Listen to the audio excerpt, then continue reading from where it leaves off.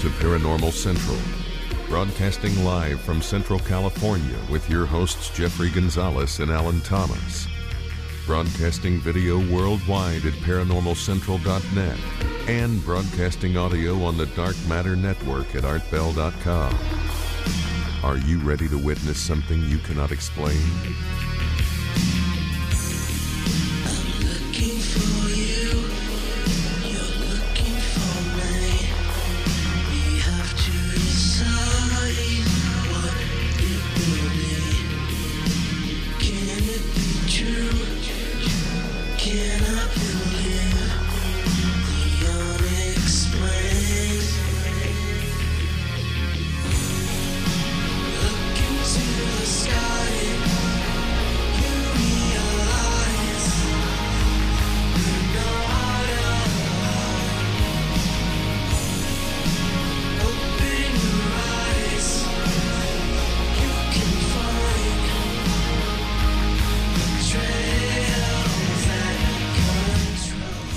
Hello everyone, welcome back to another episode of Paranormal Central, broadcasting live from the bottom left-hand corner of the Nevada Triangle in Fresno.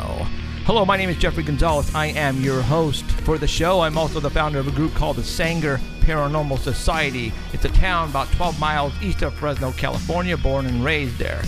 Been investigating the paranormal for about 13 years, and I started this radio show about 8 years ago because I was just gathering up all this kind of great evidence that I needed to show the world, and I think I found the avenue to do it. I also have a team. One of the members is sitting right to the right of me, to the left of you, which would be Alan Thomas. Hi everyone, and it's good to be back. Thank you for showing up wherever you may be around the world. I appreciate it. We are broadcasting live, HD quality here on live stream.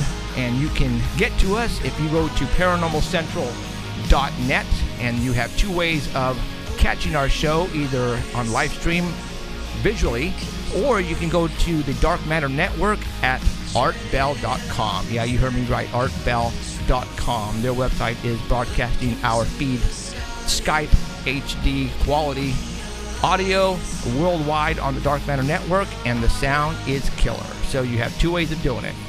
Thank you for showing up wherever you may be. My name is Jeffrey Gonzalez. Again, if this is your first time, thank you very much for showing up. Tonight's going to be a pre-recorded show. We actually recorded this yesterday on Saturday because today, Sunday, we just finished actually, no, I can't tell you we just finished because we haven't done it yet. But on Sunday, we are filming episodes for our TV show. And that is, I can't wait for that to come out. And a lot of you guys know what that is all about. We have been asked to present 26 episodes to the Fox Network in Fresno, California, and we are going to do so. And it's going to run for 52 weeks. But if we can get a deal prior to that on an actual network worldwide, then we're going to do that. Yes, we will. And that's actually what we're trying to do right now. So don't be surprised if we have some breaking news here pretty soon. And I hope that happens, and I think it will. So, but in the meantime, we are broadcasting live, and it's going to be on Sundays and on the TV. So, and you know what's cool about the TV that a lot of people, I've been getting the emails. Okay, you guys, I've been getting the emails and the messages. We updated the deal, and the ones that go to Indiegogo, the Indiegogo site that we're raising money to help pay for the production costs for the television. Everyone that, $40? Everybody that donates $40 will get a password, and they can watch the show, the TV show, live, or not live, but only on the internet, okay? So that means worldwide, everyone that goes and donates $40 on our Indiegogo site will be able to watch the television show on the internet. We're not going to let it out like to everyone because we're trying to raise money to help pay for the production costs. And you have to understand, so far we've spent thousands of dollars doing this, and I mean, I'm not kidding, like mortgaging everything to the hilt. Yeah. Getting our cars repossessed. I mean, we're working it, you know what I mean? We're really trying there comes a point in time where we want to keep the quality for you guys, and we really do want to go like worldwide on TV, but you have to start somewhere, and we need help financially. And I mean, we hate to even ask. We never did ever want to ask. We always felt like pride that we could bring it without asking. That microphone's acting up. This microphone's acting up. Yeah. Are you sure? Yeah, you're going in and out. I am. Yeah. In and out. Check 1, 2, 3. Yeah. Testing. Yeah. Sure? Yeah. Push the microphone back out just a little bit. It's like maybe you're over modulating on it and you're overpowering it. So go ahead, continue on. All right. How's All right. that? I don't know. Keep Am talking. I a little better? Well, no. Sound like I was cutting out again. No, I don't know. Keep going. No. But anyways, we're really proud. See? No, I didn't see it. Don't you hear that? No. Keep talking. Anyways, we're we're really proud that we have so far not asked for, finances, and this is like going into our 6th year, 270 some odd shows that we currently have, and it's grown to the point where we think we're ready to go on to the big leagues and really bring it to the worldwide, but we have to really have really good quality, better than we have now, for television, right? Right. So it takes money to do all this, guys. All right, and we've been financing this ourselves, and now we have the opportunity to get on a major network here in a city where we could get broadcasted to a couple of million people easy. Yeah. But now things are starting to happen for us. We're actually Hollywood is listening. Yes. And on Monday, I am going to be given some papers, and we're going to submit a couple things. And that's where we're going to stop right there. All right. But to remember, on our fundraiser site, everybody that donates $40 gets a password to be able to watch the show online worldwide. Okay. But it's only the $40 donators. Sounds like I'm muffled. See, I told you. Got a sock over my face or something? Push the microphone back away from you. How about like now? Okay, I think you might be. You're just. Am I just like too close? Yeah, but you push the microphone. You can. Are you? Yeah, that's right. Yeah, like that. Try that. See what happens. Like right there. Yeah. How do I sound? Okay. Sound better? Yeah. Go ahead and talk. Okay. So everybody that donates $40 on the Indiegogo site gets a password. I can't stress this enough. This is for all the people that emailed me and messaged me and has been telling me that since they live in Canada, or they live in England, or they live in Spain, or they live in Australia, or they live in Taiwan, or they live in Japan or China, India, Saudi Arabia. Yeah, Saudi Arabia. We got fried pounds out there. Yeah, you guys can still get it. I mean, you'll be able to watch it, but we need your help so bad. So we're making it like pretty reasonable. $40, and you'll watch every single episode that we put out on TV online with a password. Okay, so we're not like taking it away from our viewers. We're just making it where they help us out, right? And you get every episode. Correct. So. And as you can tell right now, we're in a new set compared to our other set. Oh, yeah. We had to move out of that because the set that we broadcast is a set where we film the TV show and the internet show. So a lot of times we have to move things around. I like where we're at here. This is actually part of the TV show set, and I think we're going to keep everything here. This is a very cool setup right now. Obviously, on the TV show, things are going to be switched around, and we're going to make things look better. But right now, this is where we're going to stay. Hope you guys like it, and we're going to keep adding props to this set. And so there you go. Whoa, what happened there? Oh, all right. So what we're going to do right now is we're going to get a hold of Danny, who's on standby on Saturday. And he's probably laughing at us because we were, trying some things. Third chance, right? So, third try. All right. So let me get a hold of Danny here. And like I said, Emerald is usually the one who calls Danny for us, but Emerald is not here. And I'm kind of glad to be back. If you notice, I was gone for a little while. Yes, you were. Sick. Sick. Oh man, I feel sorry for all you guys with the flu right now. I'd be praying for you. stuff is nasty. Hello. Danny. Domino's Pizza. Good evening, and welcome to my dungeon. I wonder sometimes what this guy is smoking over there. Yeah. Dad, were you laughing at us, watching us on the? Yes. Yeah, I know. Yeah, he thought we were smoking something. I mean, I got an alert every time you went live. did you really? Really? Yeah. Oh my gosh. Wow, so all around the world, everybody's Getting an alert, but getting see, I didn't alerts. mean to put out an alert. Oh crap. Oh, well. Okay, well, I wonder how many people are actually on If here. you subscribe to you, it sends out an alert every time you go live. Wow. Okay. Oh, Wow. wow. Okay. Well, that wasn't supposed to That's a happen. Yeah, that wasn't supposed to happen. So, all right. Well, the reason I had to stop the second time is I didn't put your pictures on the screen. Yeah, I heard you. Okay. Man, you know what the third time was, don't you? No. The That cable. was, You didn't we have couldn't pants on? call you. Yeah, the cable to call you with. It wasn't here. I had to go find that. That's what Got my happened. pants. Yeah, yeah. Well, that was the first thing, and so all right. So let's go ahead and so Jeffrey's not wearing any pants, by the way. That's scary.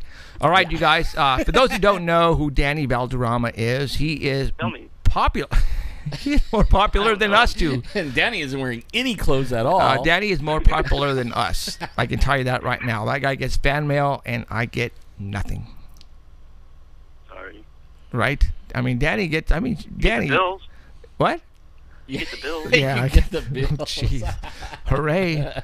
All right, Danny is our Squatch reporter for the Paranormal Central. He's And been he's doing this for a squatchy, lot man. for a Danny's long squatchy. time. Danny knows a lot about Bigfoot. He's been a big fan of the hairy monster, so I decided to bring him in, and so now we have him as our reporter. So what he does is he sends us photographs that we're going to be talking about right now, and I'm going to show them on our screen. For those who are listening to us on the artbell.com website, you can go to the homepage, and Art Bell people will have those pictures on the homepage marked Paranormal Central with today's date, and you can just go ahead and look at them as we talk about them one at a time.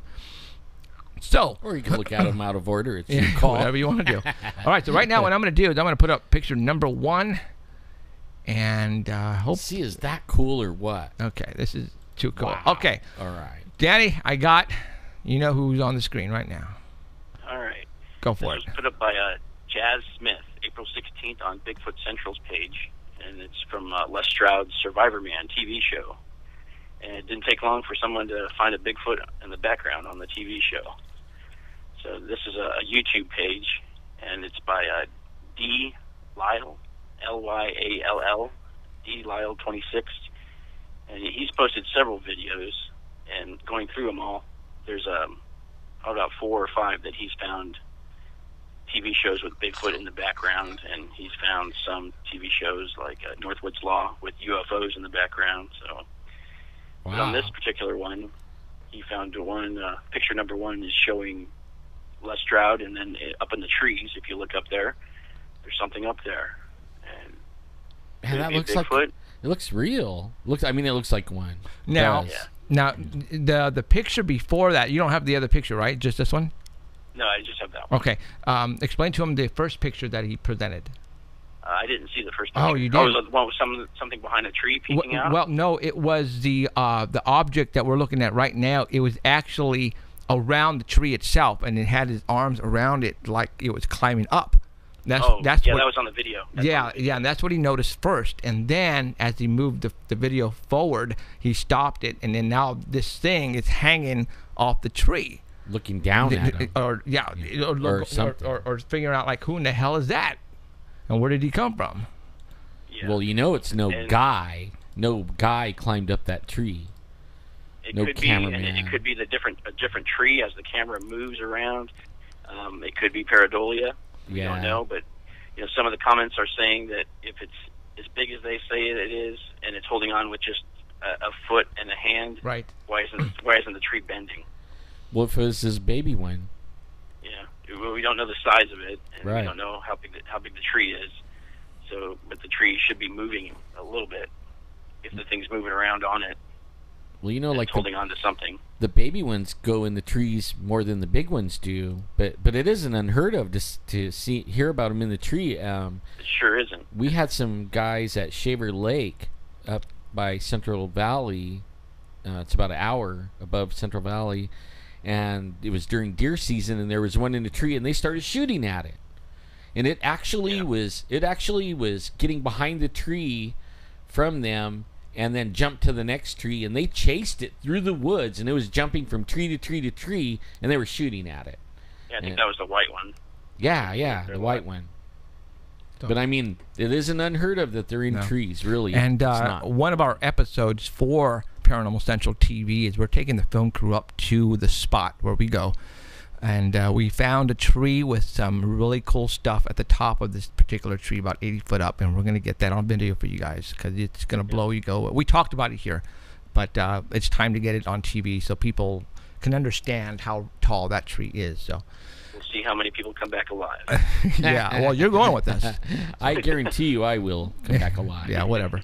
All right. Yeah, some people are saying, how can it support the weight? And some people are saying it's Todd standing in a suit up there. You know what? Todd Standing Standing would not climb that tree. That is really high. That's like 80 feet. Not taller than that. Yeah. Todd Standing was on this episode with him. Yeah, he was. Oh, he was? Yeah. Yeah. But nobody's gonna climb 80 nobody's gonna climb that whatever feet up there. That's up there. No, and yeah, you're right. We have gotten reports. If you go to picture number 2, this is a report that we've had on the show before. I brought it back, and it's something up in the trees. Oh yeah. Oh, I remember that one. Right. Something that's sitting up there in the trees, and that picture number 3 is like a roll close-up into of it. You know. If you remember that story, this was a dad and his kid who were out in the forest hunting. Right. And they heard branches breaking, so they turned around and they looked up in the tree and they saw this thing sitting up there.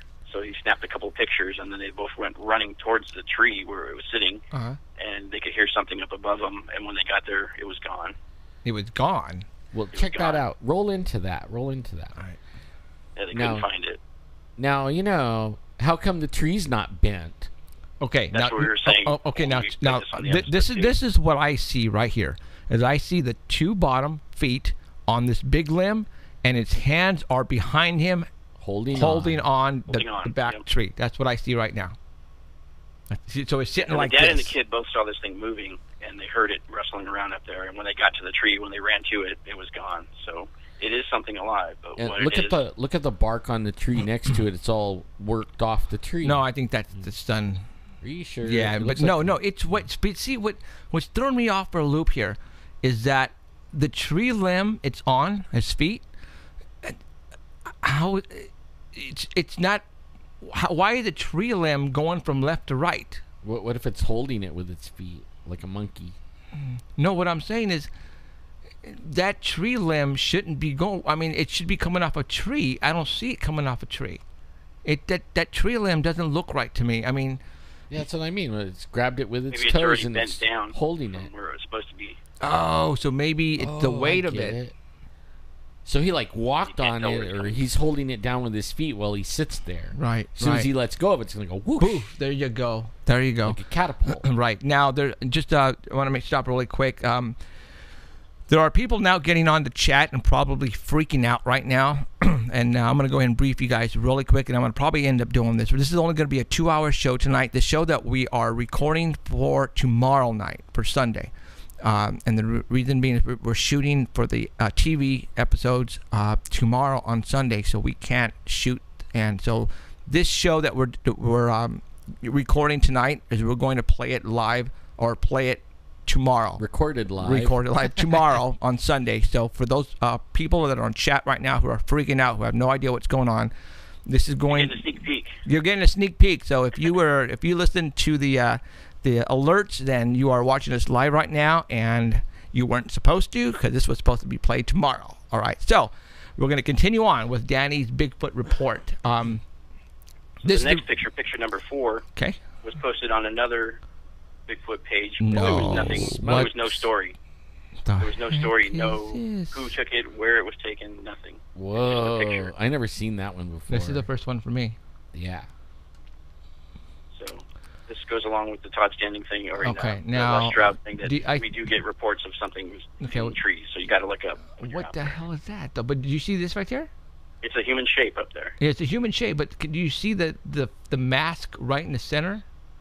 I actually zoomed in on it, and it's right there. I don't know if it's a hunter, somebody wearing a ghillie suit, or something else. Man, you think he would break his neck getting up there? Well, but I'm looking at it, and I don't see the tree limb for it to be sitting on.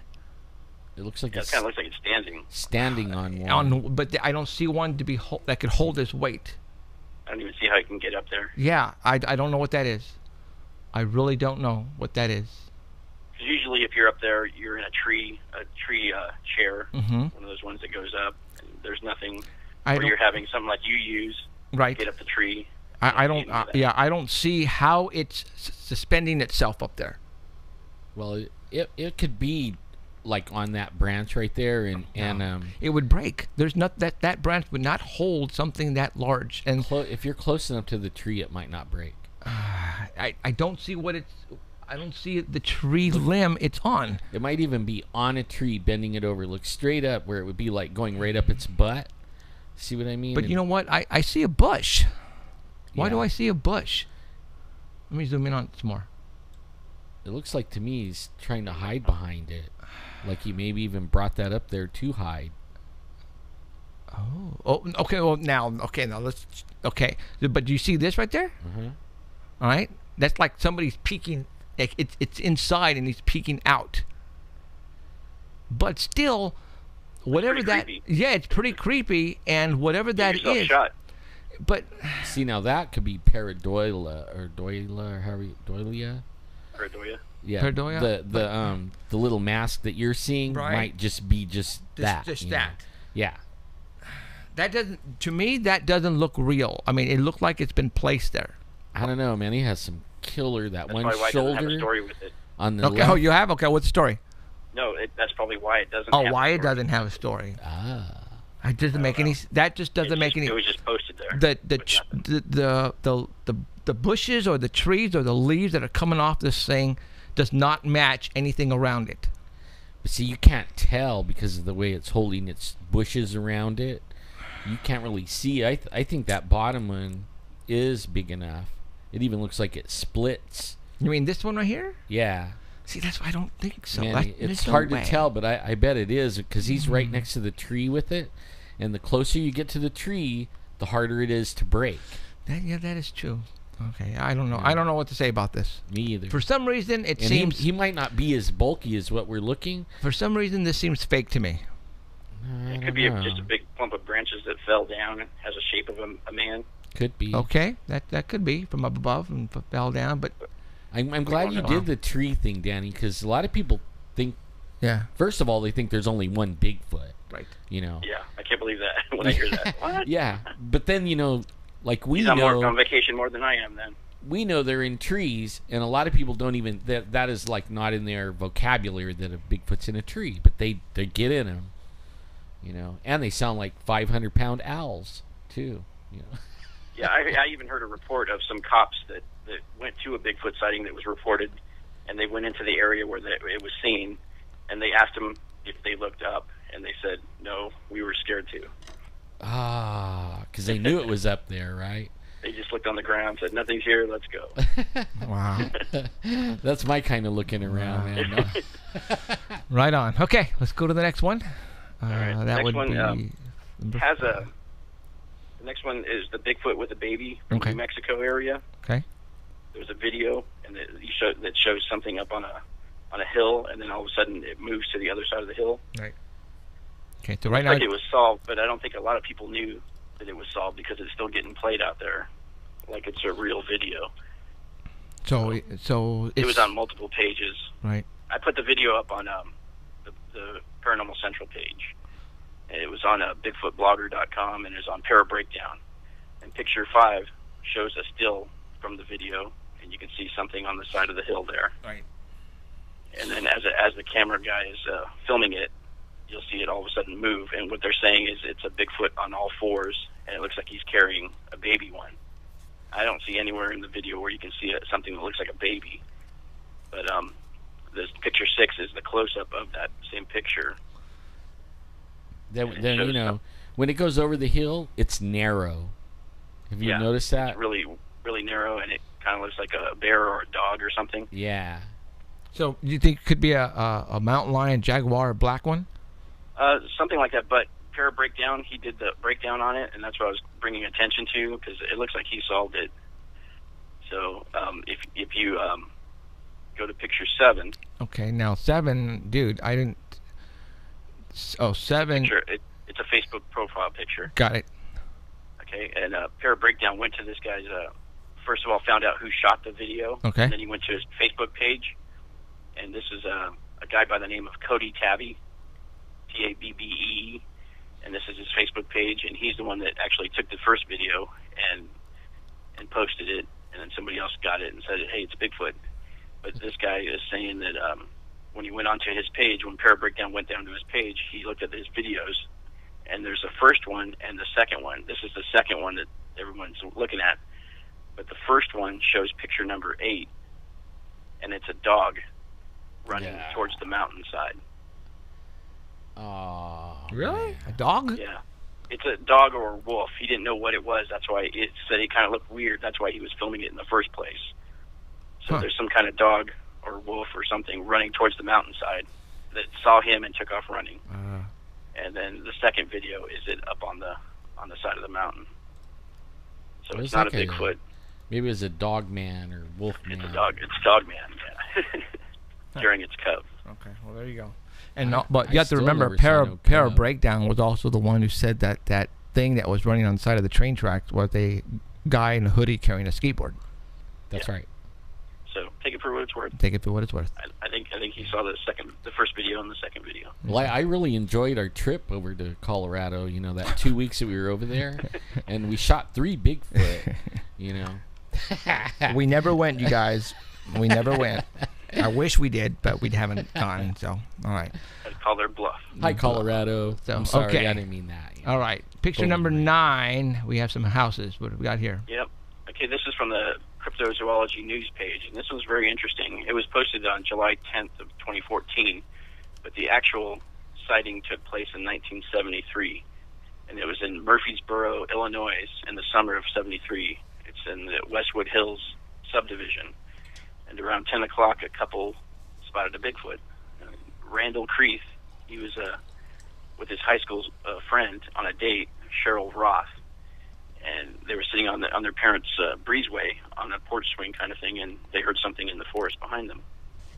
So they jumped up, and they went down the breezeway, and he was walking ahead of her, and he turned the corner, and he just stopped. And he told her to come here. And then she went up to where he was, and she said, and there it was. It just stood there looking at us. And he said that it had a human form, smelled, and it was slimy with the substance covering its body, with a slimy substance covering its body. He said it was about 8 feet tall, stocky as a football player, and they were about 15 feet away from it. That's and close. Picture 10 is just something I found that closely matches what he was talking about. He didn't provide a picture. I found that one. Whoa. A white one again? Like a white one again. Color? But this was in Illinois. So this was 15. They said they were 15 foot away. They could see the texture on the fur, and they said it kind of looked like a sheepdog. It was long and hairy and kind of looked like a sheepdog. He said it looked like an ape. It didn't have human features on its face, and it was white, but it was dirty and matted. It had a really bad odor, really rank. He said he's never smelled anything like this.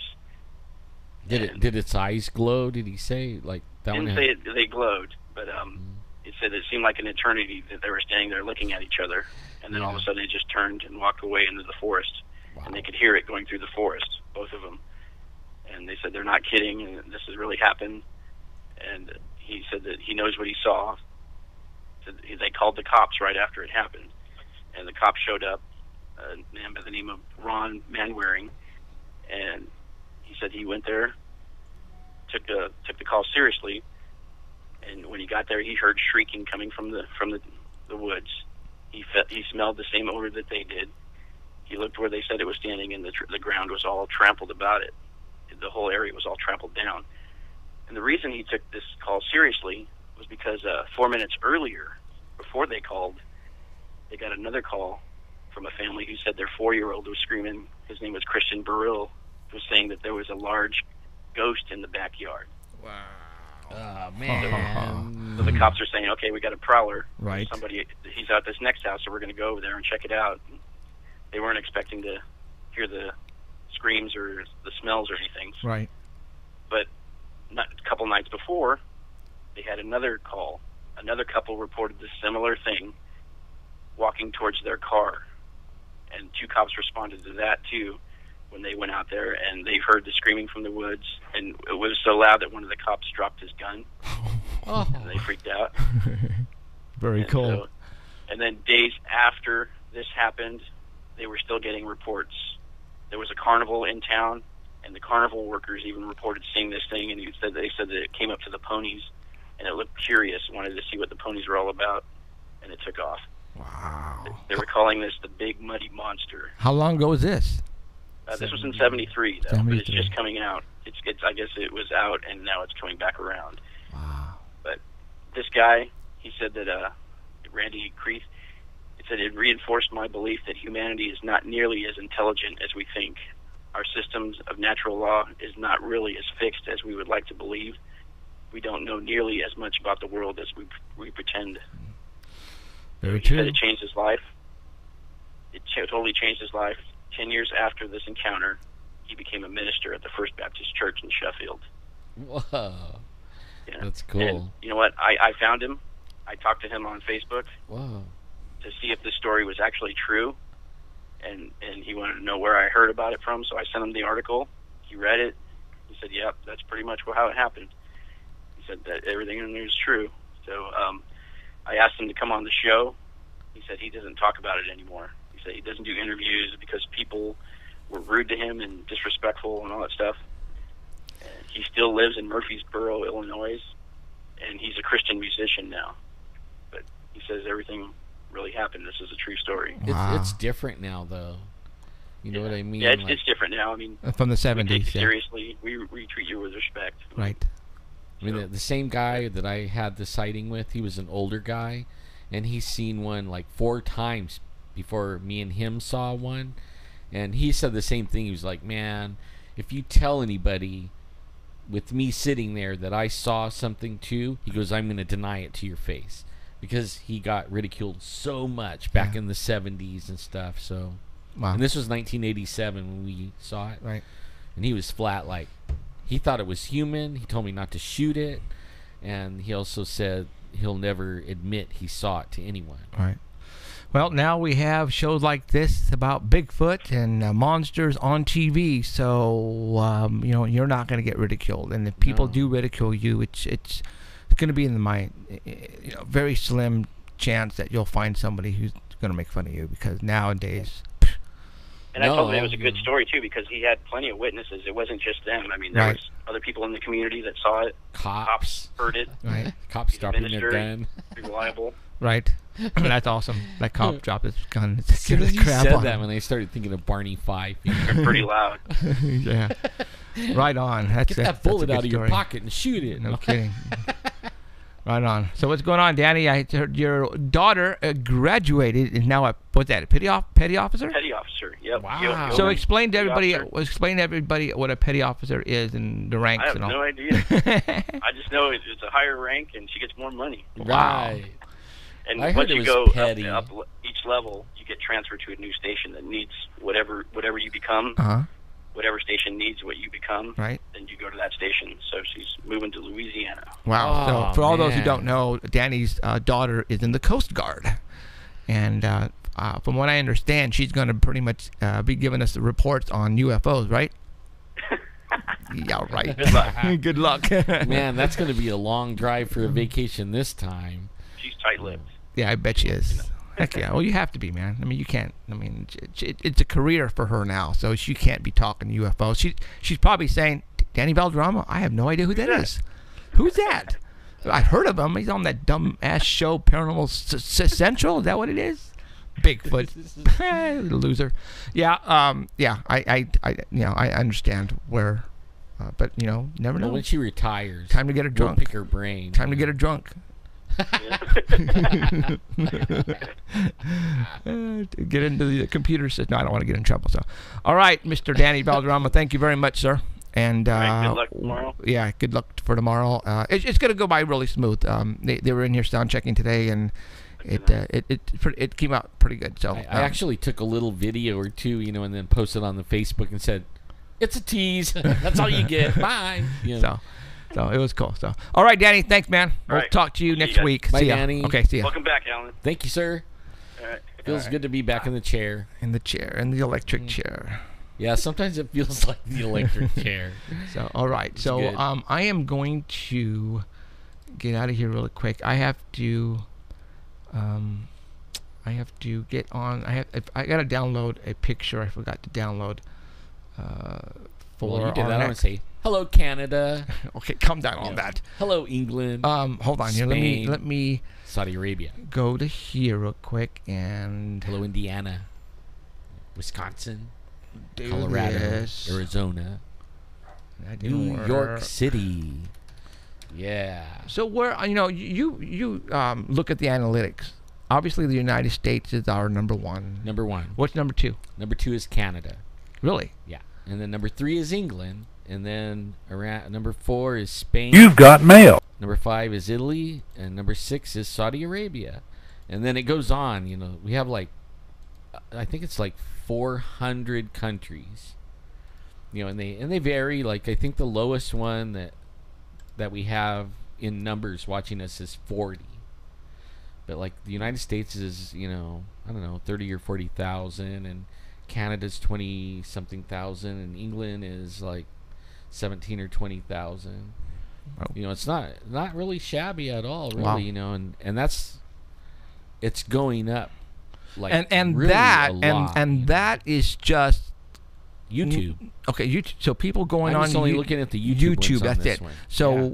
we're not talking Art Bell on the Nope. Dark Matter Network. We're not talking live stream. Nope. And on live stream, you guys, this is just blowing me away. About a month and a half ago, we were only like at 400 followers. Right, that's right. And now we're at 7,000. And We're- going up like 100 a day. It's 100 a day. Yeah. And that's from around the world. And that's just blowing me the freaking way. If you guys don't believe me, go to live stream and you can see on the homepage of Paranormal Central how many followers we have right now. We're like at 7,100 right now and change. Every day it goes up 100 from people signing in from all around the world. We're not promoting this. This is just by word of mouth, or I don't know how they're doing it, but it's blowing me the freaking way, and I don't get it. I don't care to get it because it's awesome. That means we're doing something right, and we're going to keep doing it. It's what we've been trying to do Yes, all along. And we're getting a lot of good feedback, and you know what? That's awesome. He gets hundreds and hundreds and hundreds of emails per day, and I don't know how he can go through every single one, and he can't. He can't. And he apologizes that he can't respond back to all of you. And I know, like, I'm in trouble. There's a couple of emails I should have been getting back to. Mm-hmm. And like Heidi, I didn't see Heidi. Well, it was buried in the hundreds of emails that you get. Yeah, well, I mean, I cleared my whole email out, and then the next day it was at 1,920. Okay. And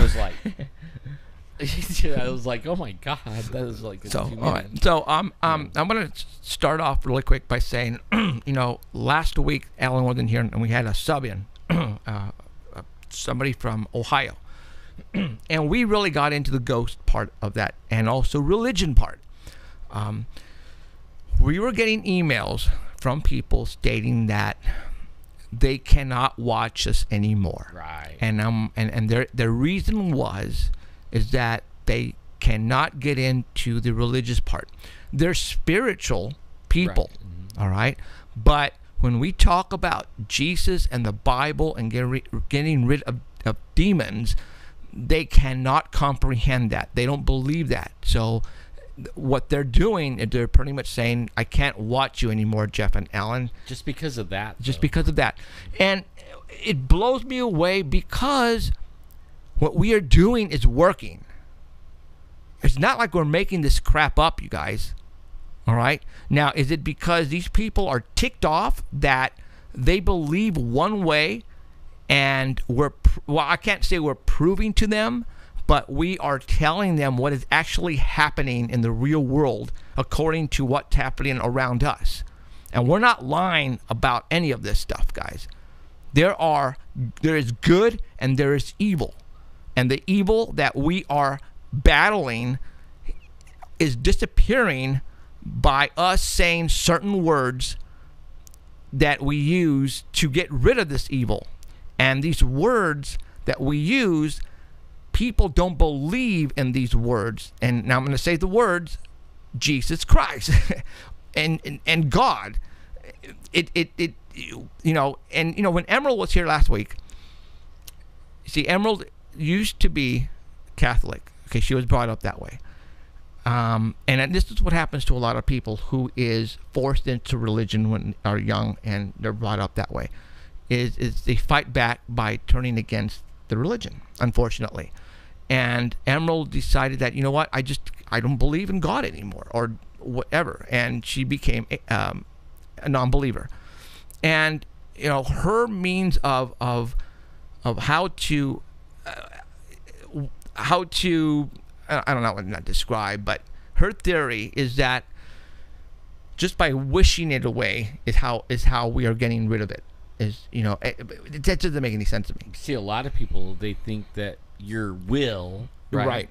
You have enough strength in yourself to say no and stand on that commitment, right? And it goes away. But then we know in our own investigations and meeting other people that they had that commitment and they said no, and it doesn't stop. And pretty soon they are at the end of their rope. They want to move out of their house. They're afraid for their children. They're done. Right. They can't take it anymore, and they're looking for help.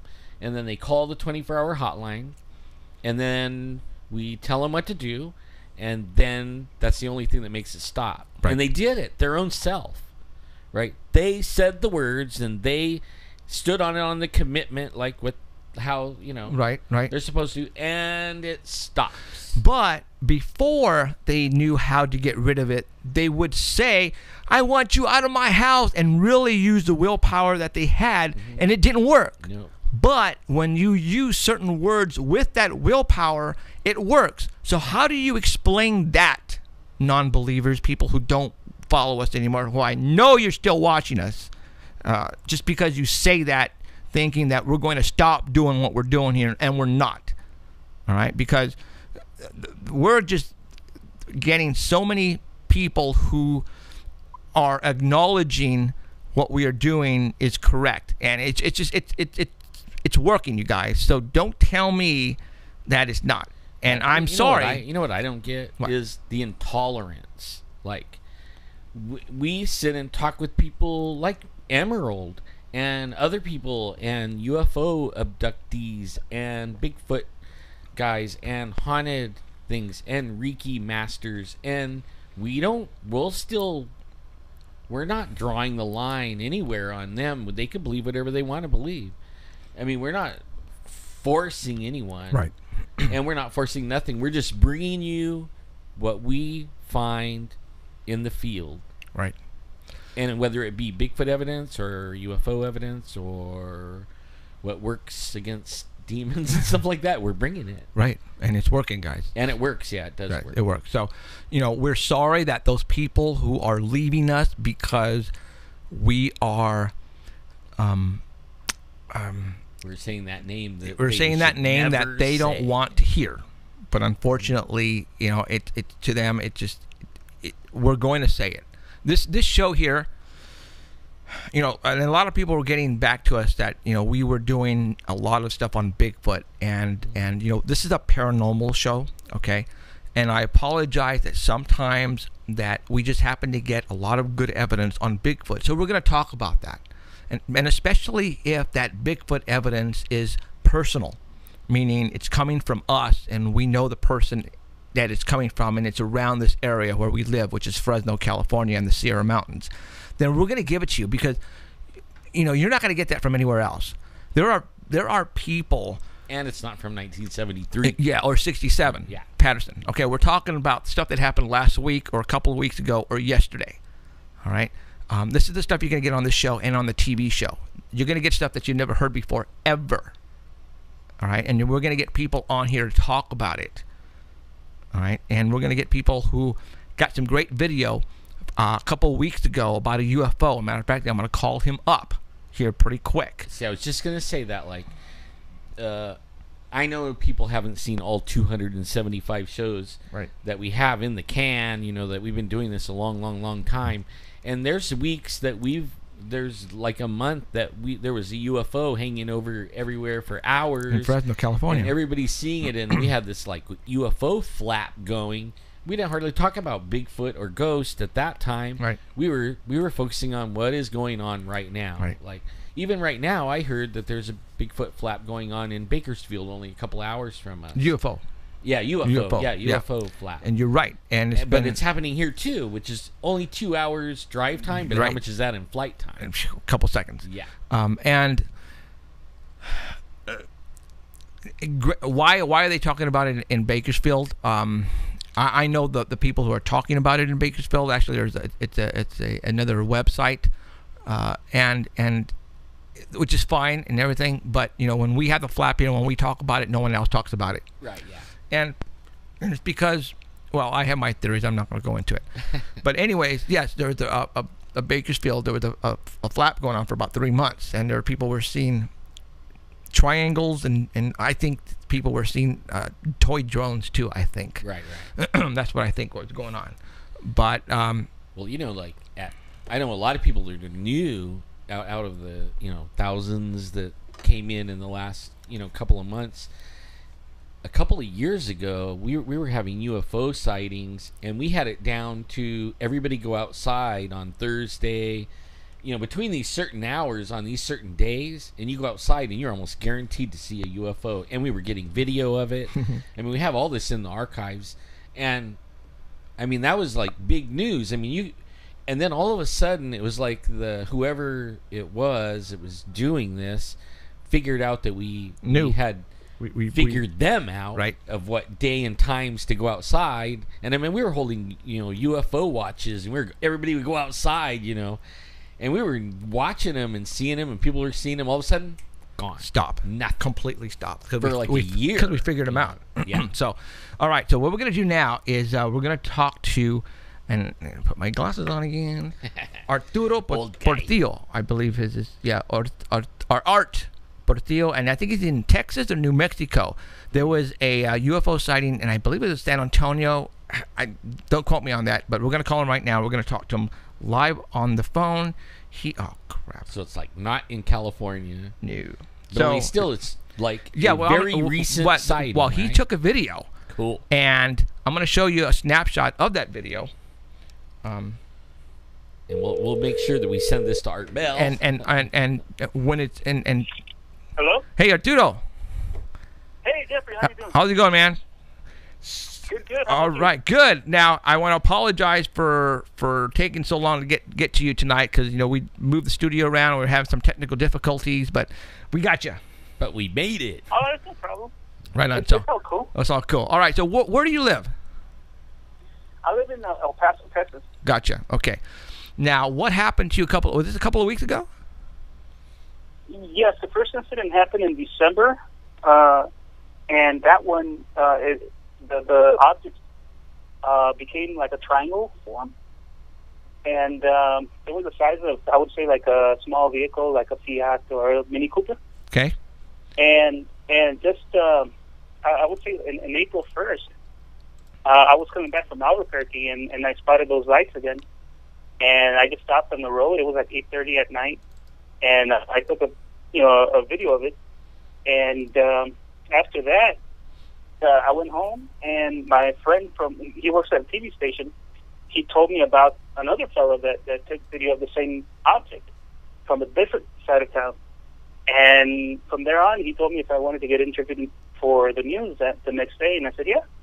And so both of us were interviewed, and we uploaded the video to them, and we still don't know what it is. It looked like flares, but it's not flares because flares twinkle, right? And there's streams of, streams of whatever it's burning, and it's falling down. Okay. And this one, the flares aren't that big. This was pretty big. Okay. And that's basically my story. Okay, so you sent me the video link to YouTube, and this is going to be on the Art Bell website tomorrow, which is going to be today, and so people will be able to go and check it out. obviously on our show, I'm just showing them a snapshot of the craft that you guys saw. So this is cool that it backs up your story because somebody else got it, on video. Now, obviously, you were on the news. What network news was it? This was the Channel 9 News, or NBC News. NBC, okay. So Yeah. obviously, you know, it a lot of people were talking about it. It was on Facebook all over the place, and so that's cool. And again, this has happened a couple of weeks ago, you guys. So we're we're not talking about UFOs a month or a year. 1947. Yeah. So this is like happened today. Yeah, happened fairly new. Well, that's awesome. So so it's about the size of a small car. But how far away were you? I took my thumb out to judge distance, and my thumb was covering the whole the orb just barely. I would say it was like 100 to 200 yards upwards, and I would say about 2-3 miles off in the distance. Okay, so not that far.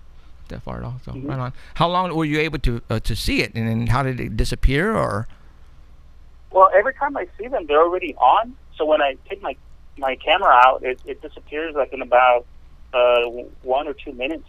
And after that, they turn on and off.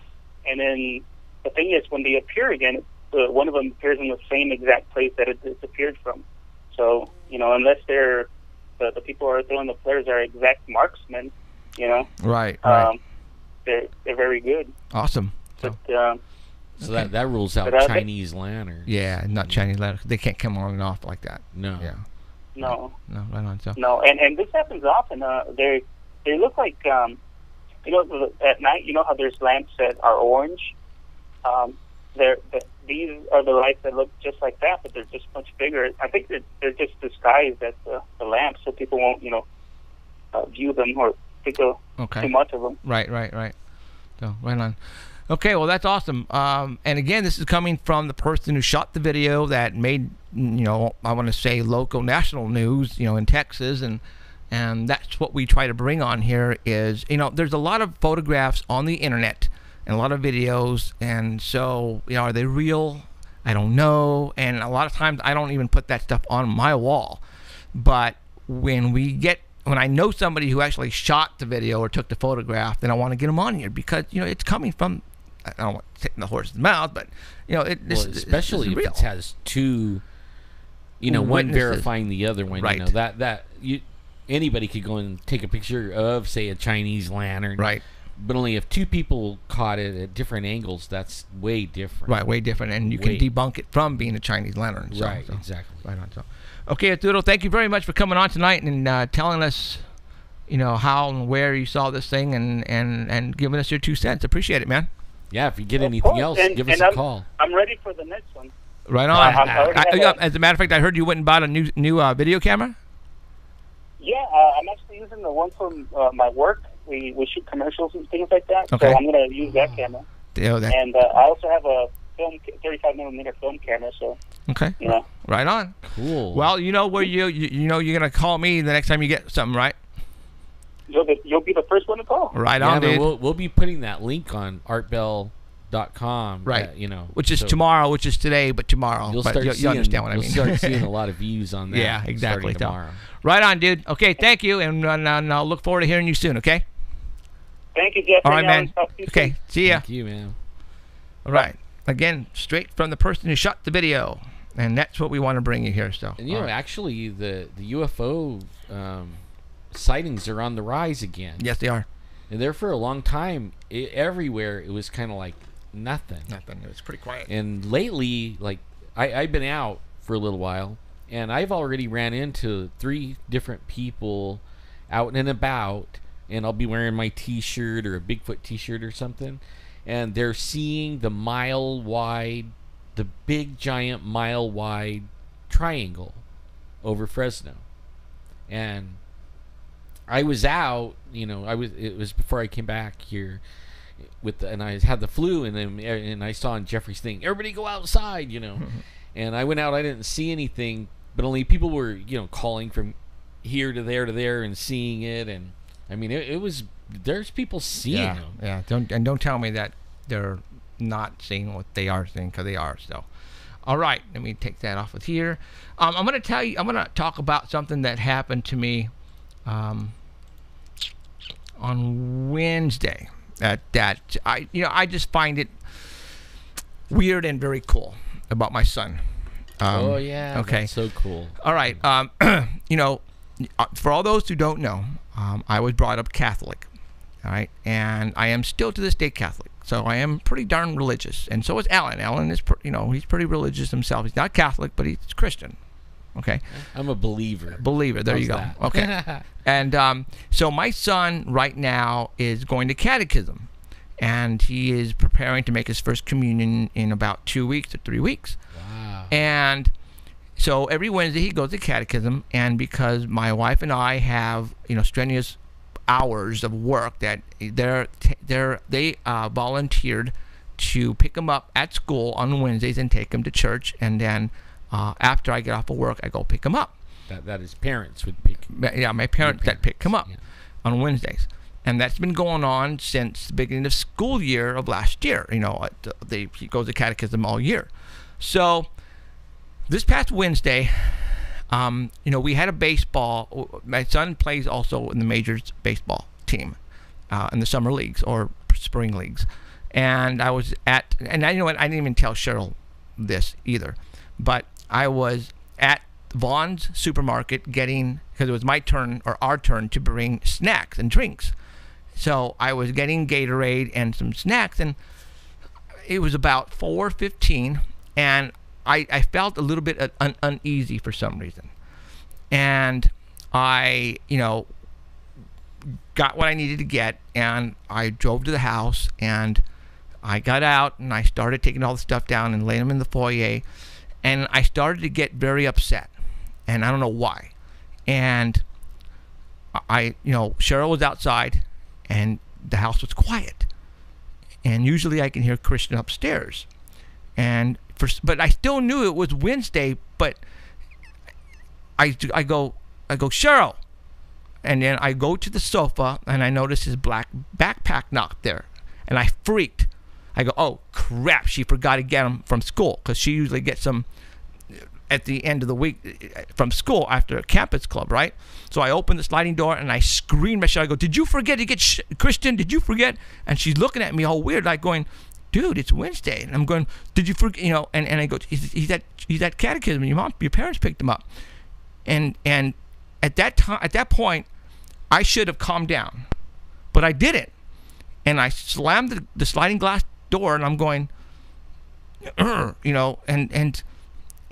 I don't know. I was upset. I was still pissed. So I sat down on the couch, and she sat down on the chair, and we were watching TV, and I still wasn't at ease. And at 5:45, my cell phone rang, and I looked at it, 524-7000, and right away I go, that's a school phone. And I answered it, and it was the campus club. My parents forgot to pick up Christian from campus club, and it was at 5:45.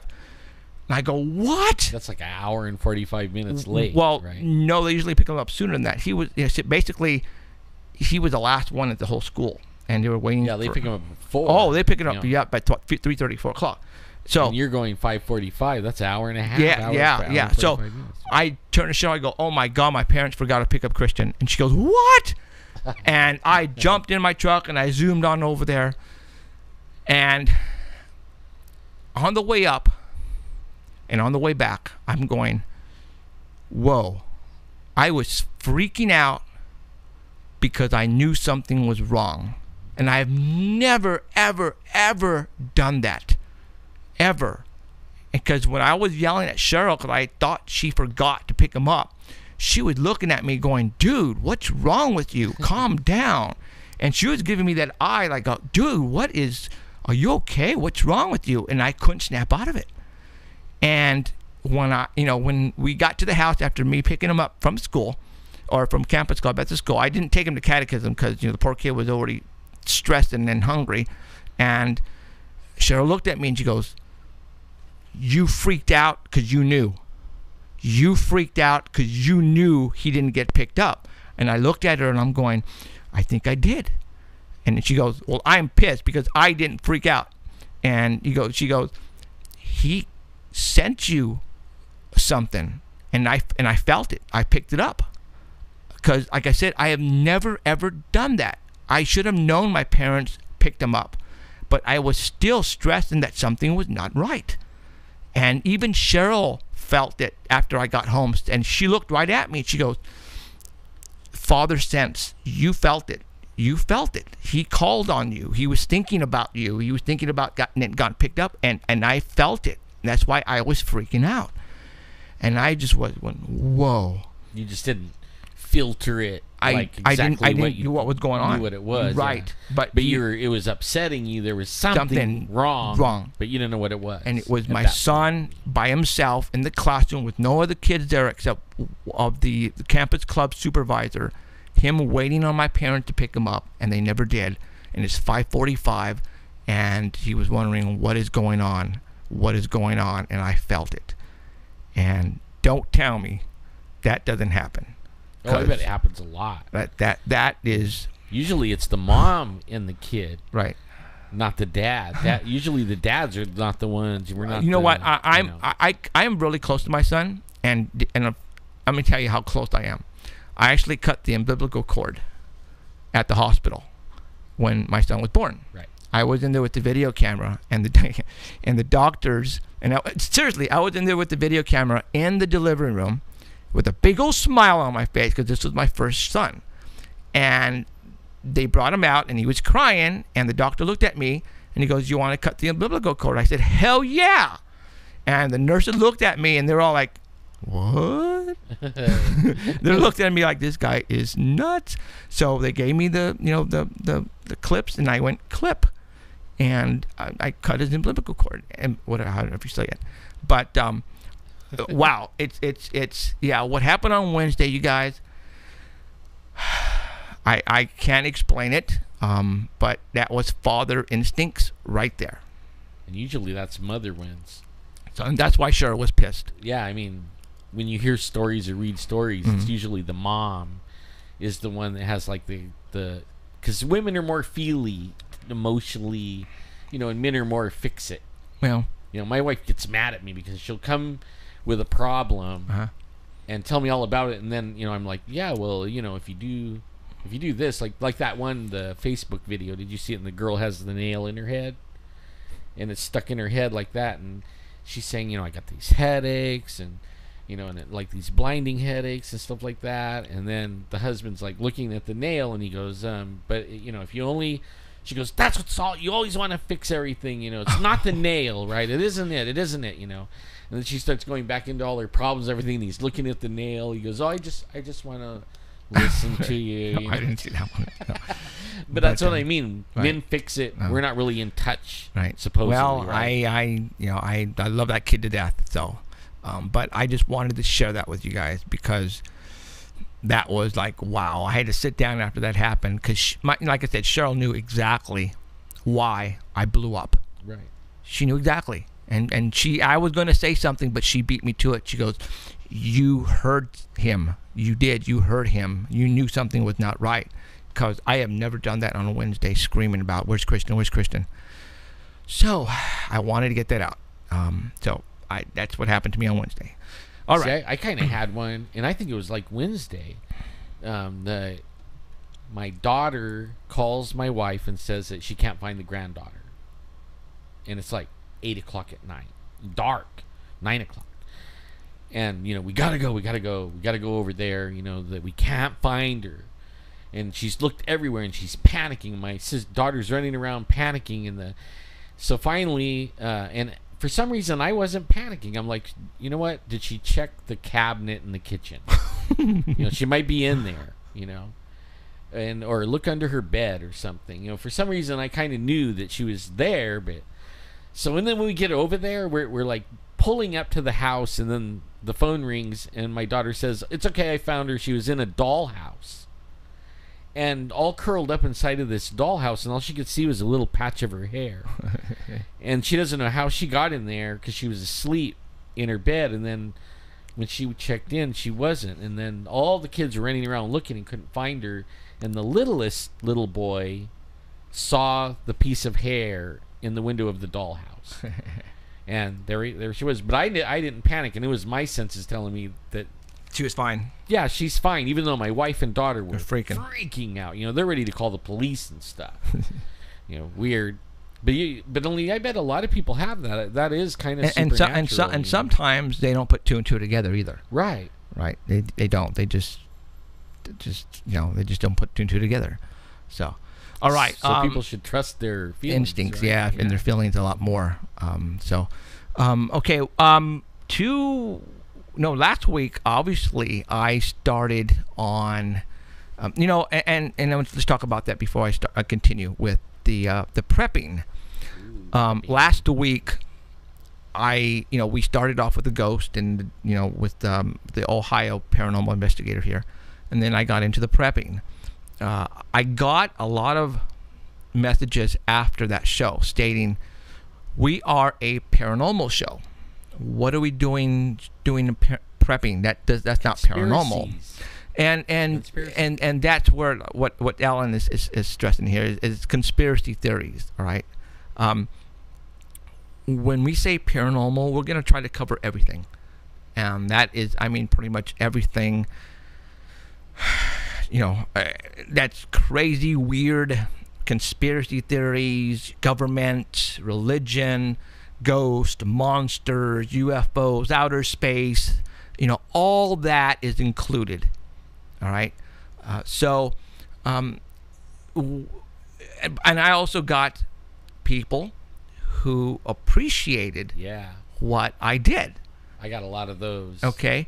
And I got a lot of people who actually went and purchased right off the bat what we were talking about. Yep. That right there, ladies and gentlemen, made me feel really good.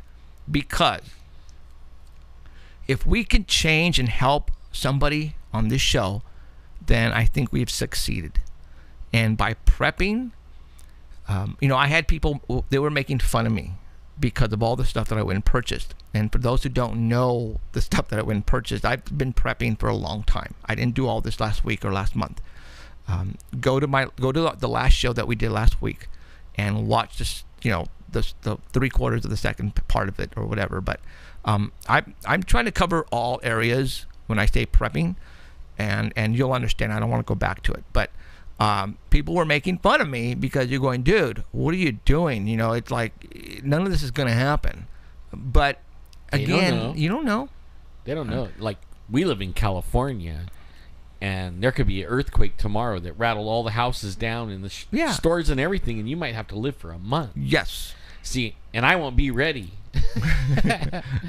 because I can't afford to do all that. Okay. But only everybody should at least have 30 days. At least. To be able to live. And I say 90 days, even better. Yes. The government is not going to come and help you or assist you and save you. That's not the government's job. And the military is not going to do it either, because that's not the military jobs either. Do you know what they did? Like in Katrina? The military? They went around and kicked in everybody's doors and took their guns. Yeah. That's what they did. Yeah. They were punching old ladies, 92-year-olds in their face. I remember that video. She was just showing them what she had. And the military officer, whoever it was, went, boom, right in her face. She must have been 80 years old and just clocked her in the head. It's like, what? So if you have a disaster happen, don't tell them you got a gun. God, no.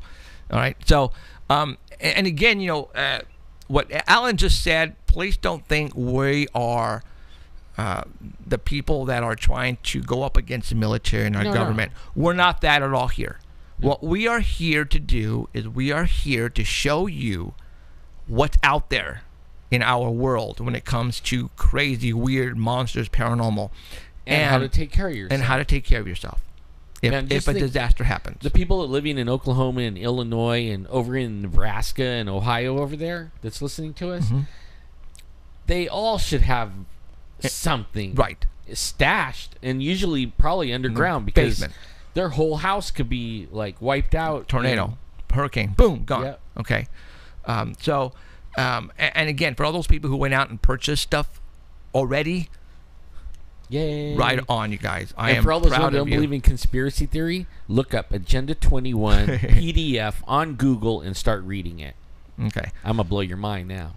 Agenda 21, you guys. Okay. That's right. So I'm going to go ahead and continue on with the food items now. All right. And we're not going to get into it that much. Now, tonight, I think we're only going to have a 2-hour show. We're not going to have Heidi on tonight. Heidi is in the hospital. fell, and she's having a concussion right now.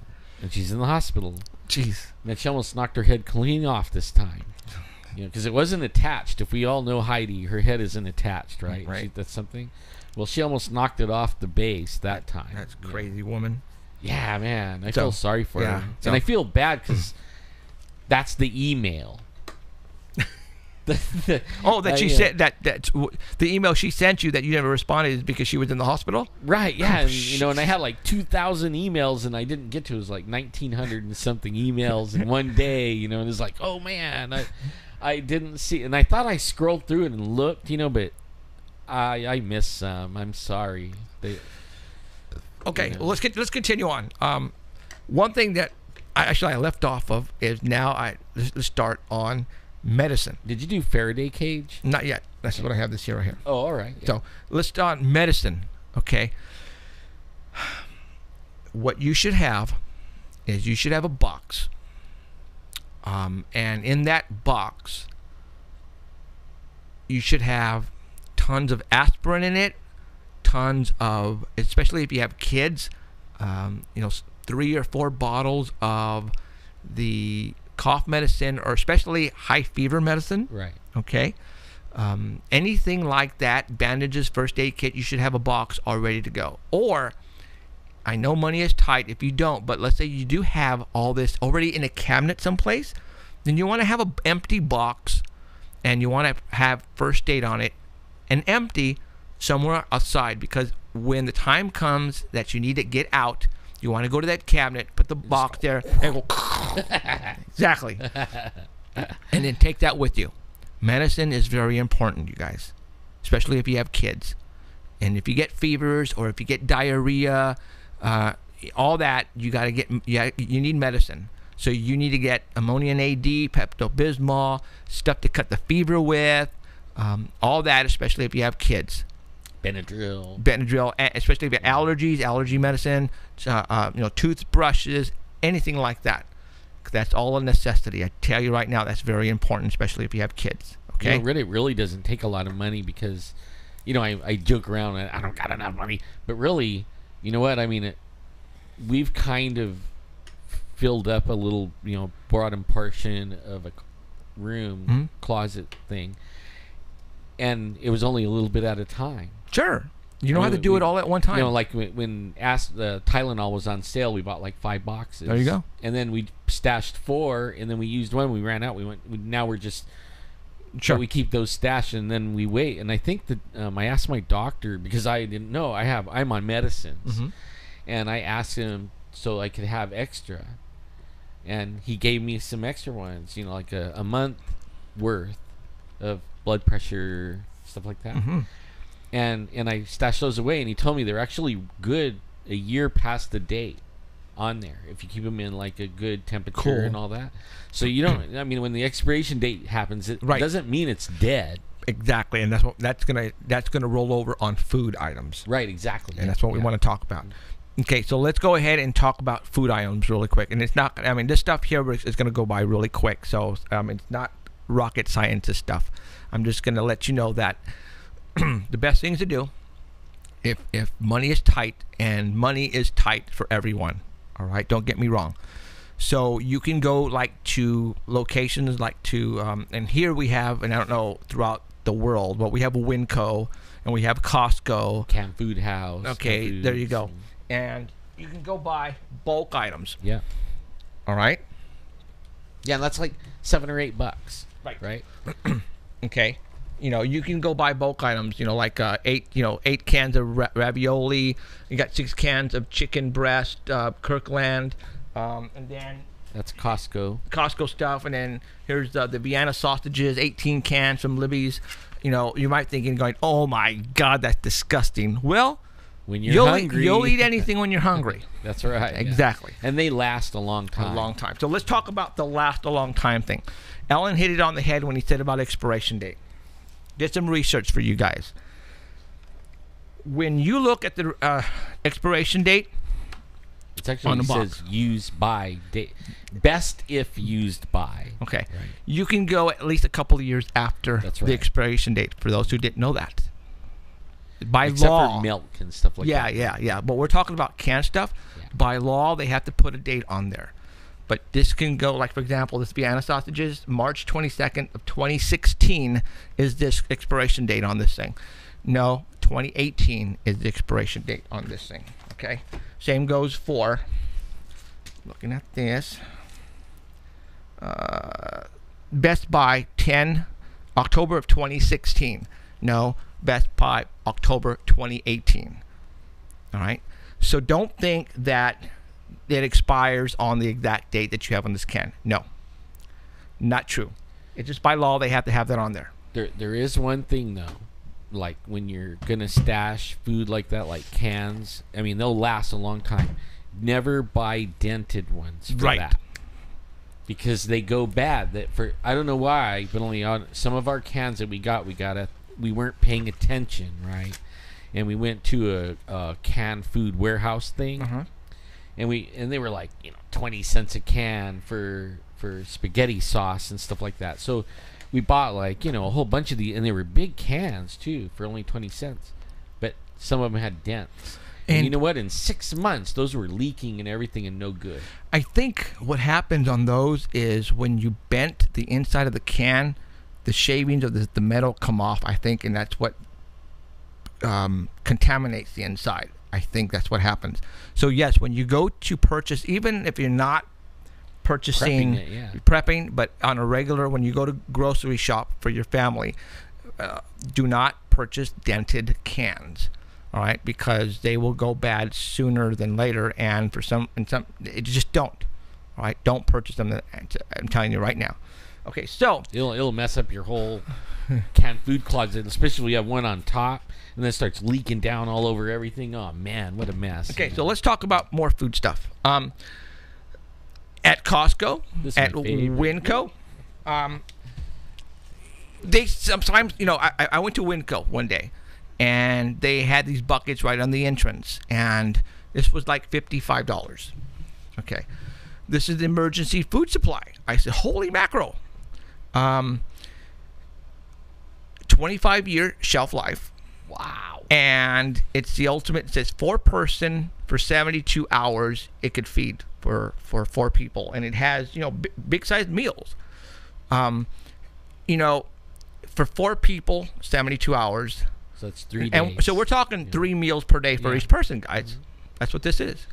So if it's one guy, it's going to be like 6 to 8 days.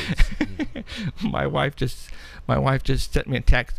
You always get the dented ones, dumbass. Seriously, she just sent me that. Yeah. Whatever. Okay. Yep. So when you have to run out of the house, get in your car, and evacuate ASAP, don't you think it would be easy that, let's say you have 4 people, and each one of them had one of these things, and you were in charge of everybody grab your bucket and go with your emergency case of, clothes and stuff. This would be a lot. I think all you need to prepare is just water for this stuff, and that's it. So this is way convenient for a lot of people, and easy as well. So again, you don't have to go buy this. I'm just telling you what other possibilities you can to purchase stuff. You could even make one of those. Sure. With your own, go buy a bucket for 50 cents at Home Depot with a lid, and then pack it with your own stuff that you like. I don't know what's in that one, but I think it's cool. But yeah, well, that one has packages with freeze-dried ones and stuff like that, and it's really packed, for 72 hours. Heavy, Yeah. So again, there are different ways that you can prep for food. A lot of people like to what's the word I'm looking for?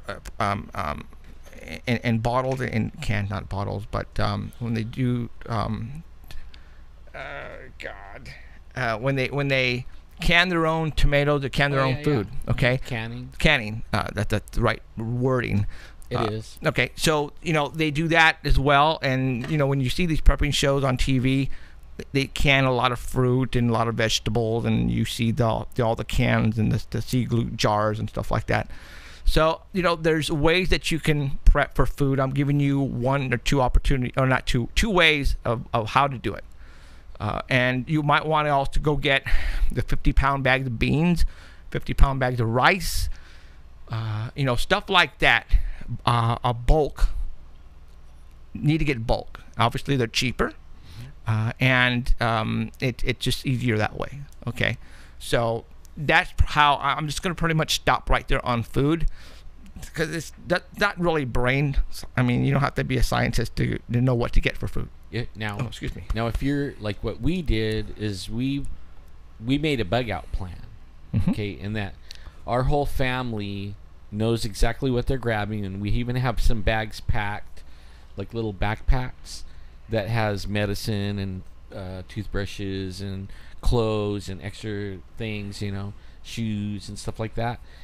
But then we have a plan of where we're all going to meet. Okay, and then at the place where we're all going to meet, that's where we have some of the stuff stashed at. I mean, we take it there, like we go to visit the grandkids, then we stash it right there.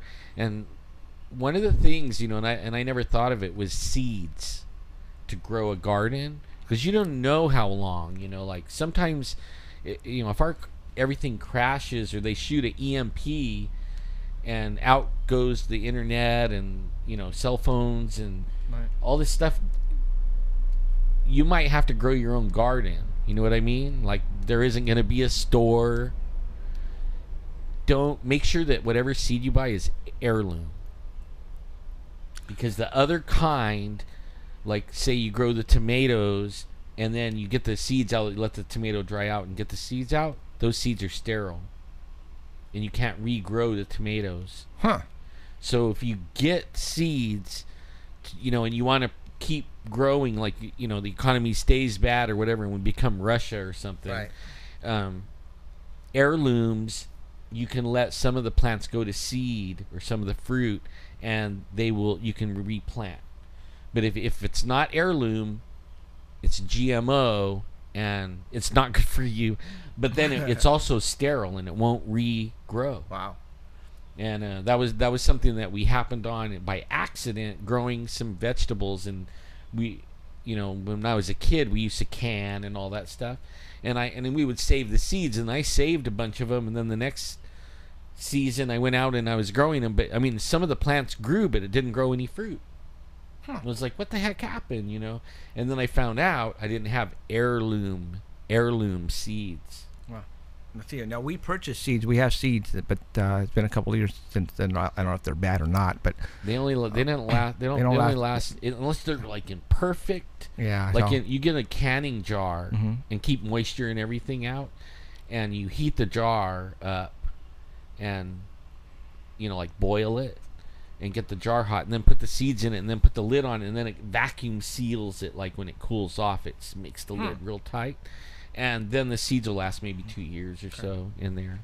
But make sure it's heirloom. That was something that we happened onto by accident. Okay. All right. So everybody get that: medicine, food, seeds. All right. Now we're going to talk about one more subject on the prepping, and I probably forgot some other stuff, but hopefully Alan made me think about it. But I talk a lot about EMP. What is an EMP? Electronic magnetic pulse. And that is usually comes from a nuclear weapon or an actual bomb that puts out that pulse. And what that does is that pretty much knocks out all the electronics, however far distance that pulse goes. So that bomb, if it explodes, it sends out a pulse, and it pretty much fries all the electronics. I don't know how far, depending on how big it is. So, and that goes also for a solar flare. That's right. Okay, solar flare is the same thing. If a solar flare comes down, and it can send a pulse which fries the grid and fries your phones and fries your TVs and fries anything electronic in your house and outside as well. And then we talked about it last week. If you have a newer vehicle, you know, you turn on that vehicle, now everything is all digital. Your radio's digital. Everything is digital. You open the hood, everything is now digital. You know, It's computer dash. Exactly. So that's gonna fry. Yeah. And when that fries, that's it. You won't be able to drive anywhere. You're pretty much dead in the water. So how do you protect certain items from an EMP blast? It's called a Faraday cage. And I'm assuming Mr. Faraday invented this or was able to put one together and test it and say, hey, this works for a EMP blast. A Faraday cage. What the heck is a Faraday cage? A Faraday cage, all it is it's a box, a metal box that when sealed tightly, if an EMP pulse comes out, that if you have something valuable, meaning electronic, inside this Faraday cage with the lid on it completely sealed, the electronic charge that gets sent out by this EMP blast will go around this box, and what we'll do is it will try to get inside this box. So if there is no way for this electronic pulse to get inside this box, then it will continue on, and anything in this box will be saved. All right. So how do you make a EMP or a Faraday cage? There are several ways you can build them, or you can find metal cans, and I want to tell you what I have here. This is really simple. Loaded with ammunition. Okay. No, I'm just kidding. This is an ammo case. An ammo case. Ammo Yeah. case, right? Mm-hmm. Okay. And this is metal.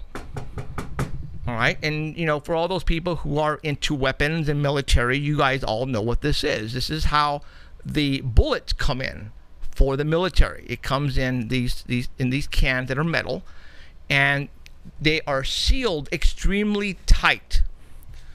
All right. This is considered a Faraday cage, even if it's a gun ammo case. Why? Because it is metal, and it is also completely sealed once you put the cover on it and clamp it down. This cost me, it was $20 at a Army surplus place. Yes. They also have smaller ones and bigger ones, depending on the size that you want. Let me tell you what I have in this particular case, a box. You know what I makes even forgot what I have in here. You know what makes good ones? Microwaves. Oh, yeah. A microwave is a Faraday cage that keeps the microwaves in and doesn't get you, right? But it also keeps them out. So you can take an old microwave, stash your ham radios and stuff like that in there. Absolutely. Shortwave, and it will keep it like your Seacrest radio, you know, Right. AM radio, weather band. And let's tell people, because a microwave, how you're not going to like to hear this, but the way a microwave cooks your food is with the radiation, you guys. Yeah, it does. Okay, that's how it cooks your food in the microwave. That's why it's called a microwave. It's radiation. It's radiating your food, and we eat it. Very convenient, though, but it's radiation that cooks your food. Now, I know a lot of people are going to go, oh, my God. Okay, but like Alan said, if you put something in there, close a lid, and we have an EMP blast outside, it's going to protect it inside. Right. Absolutely correct. Because it protects you on the outside when it's cooking your food. That's right. It actually could fry you if it wasn't contained, you know, it contained all the microwaves. Right. So that's But perfect. it keeps it out too. You know, it works the other way. So if you have an old microwave that just went bad and you have to go buy another one, I would suggest to put that someplace in a closet and put the items that I'm going to show you in this can in the microwave. There you go. And then what I would do afterwards, after you put it in there, you know, a lot of us have people who come over, have kids, have friends. You cannot have the door opened you can't have a little crack in anywhere on this particular can, because the EMP pulse will enter it and fry anything you have in there. It has to be completely sealed, no cracks, no openings. So what I would do is, if you do have a microwave oven that's completely not working anymore, but yet it is sealed still with the door, like Alan said, put your stuff inside and then get duct tape and tape the crap out of that thing, so nobody opens it by accident, or and it doesn't leaves it cracked, or the door doesn't come open by accident because you threw up. Let's say you had it in the closet and you threw some shoes in there and accidentally hit the door and opened, and all of a sudden, boom, we get an EMP blast. Obviously, that doesn't hurt us, but it will. If the door's open, it fried everything inside. Okay. So what I'm going to do is I'm going to show you. I don't even remember what I have in this thing, to be honest. I haven't checked in a couple of years. Yeah, several years. There you go. I have an AM/FM crank radio. I'm going to put my glasses on because I am blind as a bat. And it's weather. It's crankable, so you don't need batteries on this one. And it has a flashlight, and it also has a place that I put on here already, that you can charge up your phone. It charges up your phone. It has a USB port on it. All right? And it's just called, for those who are thinking about getting one of these, I am going to tell you it is by, God, there's not enough light in here. Sorry, guys. It's not like a sea crane. It's, no, it's called Storm Alert. I can't even read that. Rayleigh? You know what? Just go look on the internet for a crankable AM/FM radio, and they're all over the place. They're not. They don't cost very much. I don't remember how, 20, 30 bucks, 40 bucks for this. All right. You're going to need, if everything goes out with an EMP blast that hits everything, your cell phone's going to be not going to work. Your internet's not going to work. Your radios are not going to work. Your TVs are not going to work. You're going to want to know why the power is out, for one thing. All right. So, let's say you find out that we did get hit by an EMP blast. You don't want to run and open these cases right away, because the pulse might still be lingering out there, or we might get another one. So don't go crazy and open up the case, and because if you do and we get another EMP blast, it's going to go right in here and it's going to kill everything you have in here. You know that on the Agenda 21, if you read that is the plan, is to have more than one EMP, because they know that people are going to be putting things in Faraday cages, and they're going to do multiple ones so that they catch you with it in your hand and they get to burn up everything. Wow. So you use it, and don't put it, like, lay it on the table and leave it on the table. Put it back in the can and seal it up, because if it's another country or even our country that decides to do whatever, just whoever, or the sun even, and it hits multiple ones, if you have it open, bam, you just fried it. So, like, if you use it, put it back in the cage, don't leave it out, because once it happens, it can keep happening, and then you won't have anything. Good point. So, okay, what else I have in here is I have a Radio Shack walkie-talkie. This is the 40 channel CB. It's a CB radio, right. Basically what this is. All right, and I got that in there. They have some those are shortwave, and you could actually talk from here to Australia with them on a little shortwave radio, like a ham radio, and they're little handheld jobs. And you even could get, nowadays, you can get them that looks like a CB, and with a magnetic mount that goes on your car, and you could plug it in your cigarette lighter. If you have a car with points, right? If you have a car that doesn't have points, it's fried. Right. But a car with points won't be affected by a CME or I got another CB radio, 40 channels. Right on. Okay. So now we could talk to each other. Right. And then I have, so this is where all those went. I was wondering where I put all my walkie-talkies. More walkie-talkies. I have walkie-talkies, just regular walkie-talkies, two-way communications, in case somebody has to go someplace and for communication or whatever. I just what I have in there. Yeah, well, you have like a group of people, and you want to keep tabs on everyone. That's how you do it. Yep. Okay. And for those who don't know, I have a fifth wheel trailer, and what I did is, and if we get hit by a solar flare, then what I have on top is gonna get fried, so it's gonna be useless to me. But right now, what I have up on there is I put solar panels on top of my fifth wheel trailer, and that way, if I need to charge up the batteries, the 12-volt batteries for some light, and if it's sunny, then those solar panels on the top of my fifth wheel trailer will charge the batteries. That's what those are for. What I have here is just a solar charge controller that, because you need the solar panel to be plugged into this, and then this to regulate the voltage to go into the battery, so it doesn't. I don't think it messes up a solar panel, does it? I don't know. I don't think it does. It messes up circuits. Okay. And solar panels aren't really circuits. Okay, well, that would be that cool. thing. It'll mess up. It'll mess up. So without this, I can't regulate the voltage coming off the solar panels to charge up my battery. So that's why I have this in here. But don't say that like the gospel. It might fry a solar panel, but I don't think it does. But it might not. I don't think it does. But it could. All right, now you guys are really gonna make fun of me right now. Yeah, he's got his fish tank air pump. Here's what it looks like. Oh shit. More radios. Oh, this is a scanner. Oh yeah, you need that. Everybody needs one of I have a those. scanner. You need that all the time, even not in an emergency. All right. Oh, that's like an air pump? No. No? All right. A wah-wah pedal for a guitar. No. Okay. There are two things. Okay. When you are now on your own,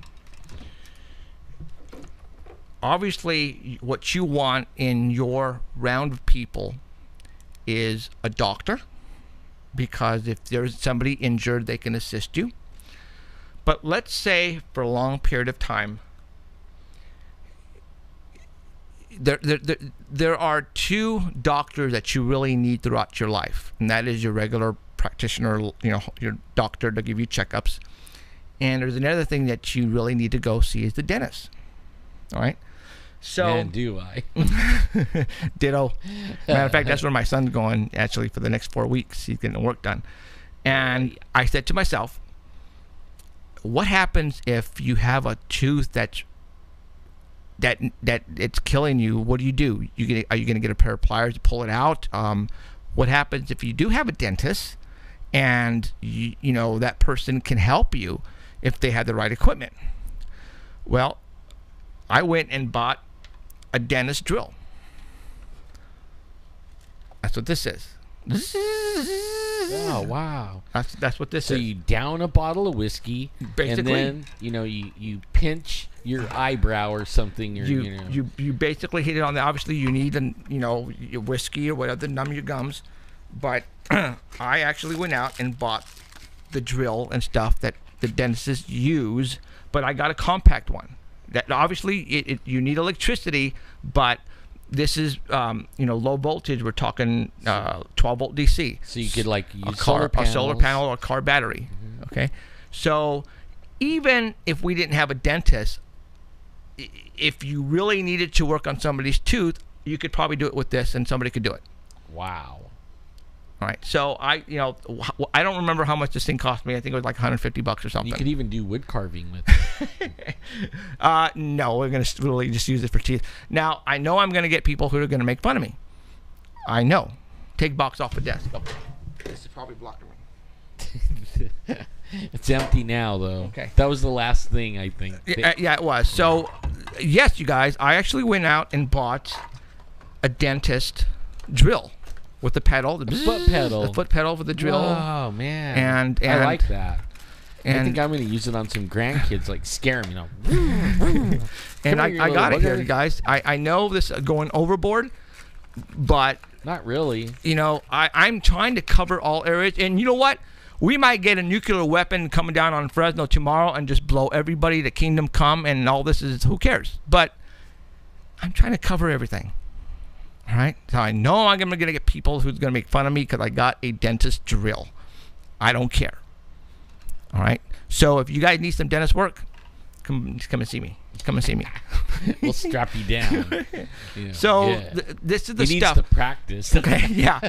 Now let's talk about the solar flares and the EMP blast.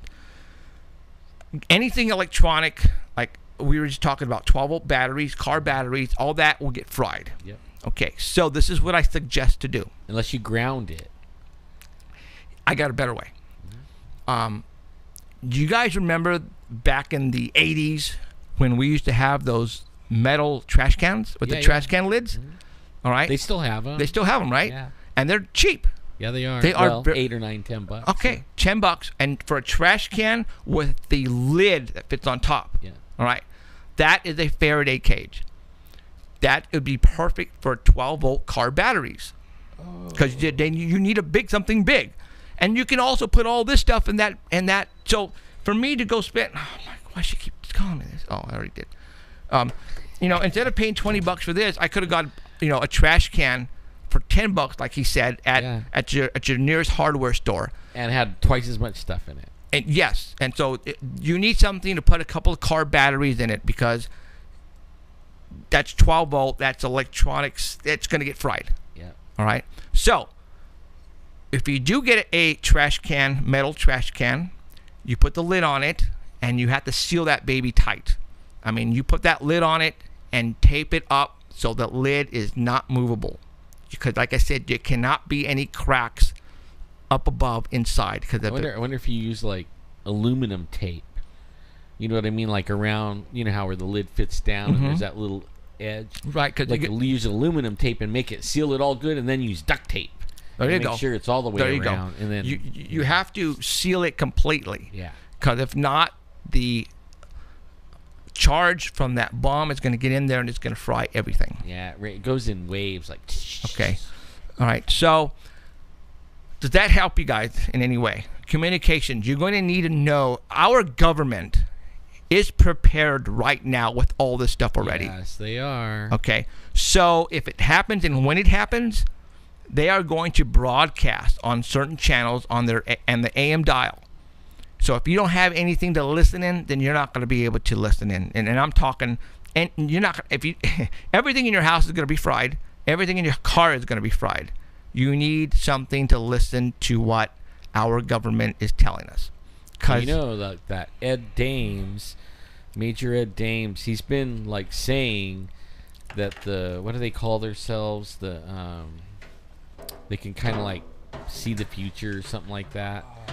I know you know what I'm talking about, but they've been saying there's a kill shot coming from the sun, and the ones that don't die will be alive, but it will still fry all the electronics on the earth. And he's been saying that for a long time now. Yeah, he has, and I don't. Yeah. But you don't know. You don't know. They have had, like I know for a fact in the last year, they've had two that were actually really close. hit. Yeah, and they messed up some things, like in Canada, that took out the power grid in Canada, and there was some that hit the United States and took out like part of the power grid in the southeast. And so, I mean, this is not like out of the realm of the impossible at all. Not at all. Now, right now, I'm putting the lid back on the box, guys. So stand by. I have to do this. There's a storm out there. No, I see the lightning. Okay. All right. I hope that answers some questions on prepping. There is still so much that you can learn. They had the National Geographic, I think, had a series on preppers. They still do. They still do? Yeah. It's kind of funny, though, and not funny, but stupid that these people who are announcing to the world what they have in their homes on national TV, the people who live around them and who know these people guess where they're going to go to get their stuff when this SHIT hits the fan? They'll make sure they have guns and nothing else, and they're going to go rob you because they know you have I would everything. never, ever have done that. Volunteer and show people what I have, because people know who you are, not unless you're secluded out in the middle of nowhere. No one knows who you are. Well, obviously, Somebody who still will. Yeah. So, not good. Okay, you need to keep this to yourself. Well, obviously, I've broadcasted to everybody what I have, but when the SHIT hits the fan, I'm out of here. You can have my house. I don't care. See, and I don't keep it I only keep like a little bit at my house. Mine's at the bug out place. Yes. Where our family, you'll have to torture everyone, and maybe somebody will break and tell you where it is that we're going to all meet. Right. Because actually, if you live in a city and something happens, you got to have a plan to get out of the city fast. Right. Because the first thing that's going to happen is martial law, and one of the first things they do in martial law is block off the city and keep everybody in, which doesn't make any sense. But they try to keep you in, and then the next thing they do is go get everybody's gun. I mean, they go around kicking in doors, getting everybody's gun, and we've seen it in a few disasters already, in Katrina and some of those ones over there in Florida and stuff. And hey, once that hits, we grab our bag and we're gone, and then we go hit our bug out place out of the city, and then we make a plan as a group from there where to go. Right. How long have we been on the air? Can anybody tell me out there? I'm trying to figure this out. And we have 11 people on chat, and probably a lot more who are watching us right now. They're probably going, why didn't we know about this particular show? Let me go ahead and let you guys in on what happened today. We decided to pre-record this show for tomorrow, Sunday, because we are shooting some episodes for our TV show on Sunday, so we won't be able to do our live show. So the only way to do this, I'm sure there's another way of actually recording this without it going over the air, but we didn't have time to sit down and figure it out. It was like this all of a sudden thing. So right now we are broadcasting the show right now, and what we're going to do is we're going to replay it tomorrow at 5 o'clock, which is Sunday. So everybody will still see it. Yes. Yeah. So and that's the reason why we didn't let anybody know. For those people who actually probably got alerts, because there's 11 people on the chat. Usually we have like 167 or something like that.